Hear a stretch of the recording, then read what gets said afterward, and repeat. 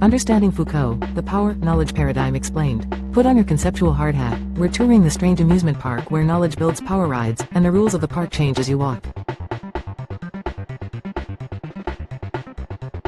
Number 5. Power, knowledge. The hyphen that bends reality. For Foucault, power and knowledge don't just shake hands, they share a wallet, a house, and a Netflix account. What counts as knowledge emerges from power-laden practices, and those practices gain force because they're backed by what counts as knowledge. This is not a conspiracy from above but a dense web of everyday procedures, expert reports, school curricula, clinical files, that shape what can be said, thought, and done. Power is productive. It doesn't merely repress, it crafts subjects, skills, and truths, like a tailor who also designs the fabric. The upshot is a regime of truth, where some statements circulate freely and others get stopped at the border. In that regime, we become certain kinds of subjects, patients, students, deviants, model citizens, via routines that feel neutral. The hyphen signals co-constitution. To study knowledge is to study the powers that authorize it, and to trace power is to follow the knowledges it manufactures.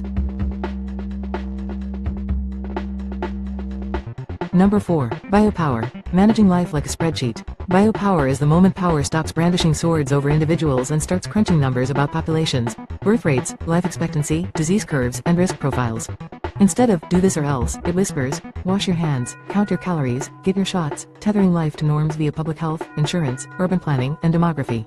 This doesn't replace discipline, it overlays it, steering whole populations through statistics and forecasts the way a traffic engineer manages flow.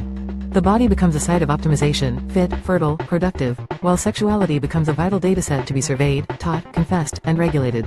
Governmentality arrives as the art of governing through freedom, nudging choices rather than issuing edicts. Biopower's charm is its benevolence. Who could hate vaccines and sanitation? But the spreadsheet also sorts, prioritizes, and excludes, deciding which lives are investable, and which are merely tolerated.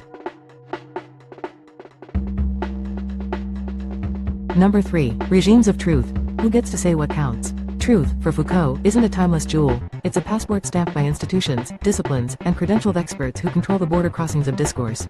Courts, clinics, labs, and newsrooms run truth games, where methods, metrics, and jargon authorize some statements while disqualifying others as anecdote, heresy, or noise.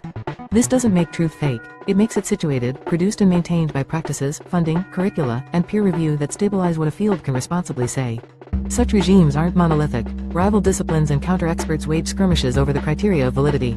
People internalize these rules, learning when to speak as the patient, the professional, or the witness, each position with its script and evidentiary burdens. To change a regime of truth, you don't just shout louder, you retool the institutions, methods, and training that make some truths livable.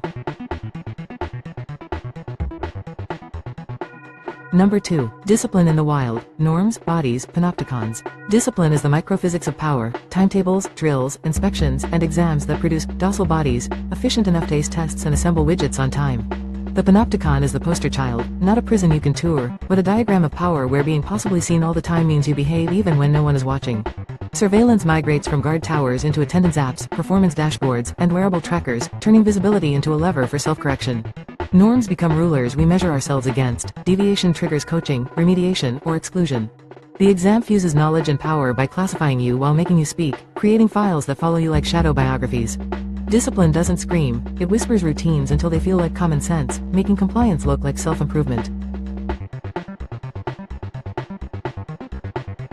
Number 1. Archaeologies of the everyday. Foucault's archaeology isn't about digging up pots. It maps the rules that let certain statements exist. What counts as a valid object, a proper method, a coherent sentence, in a given epoch. These rules form an episteme, the deep grammar of thought that makes some ideas thinkable and others invisible, like a software version running silently under all your apps. The archive is not a building but the system that governs what gets recorded and retrievable, shaping memory before anyone remembers. Archaeology hunts discontinuities, abrupt shifts where medicine, linguistics, or economics start asking wholly new questions without anyone passing a single law. By charting these thresholds, we learn that what feels natural is often just historically contingent. Once you see the rules of formation, you're less dazzled by timeless truths, and more curious about the settings that compiled them.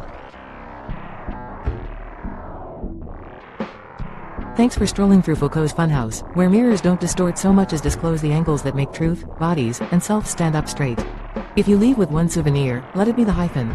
Power knowledge, because every claim to know sneaks in a way to govern, and every way to govern smuggles a claim to know. Now go read your world like an archive, and don't forget to check who's writing the user manual.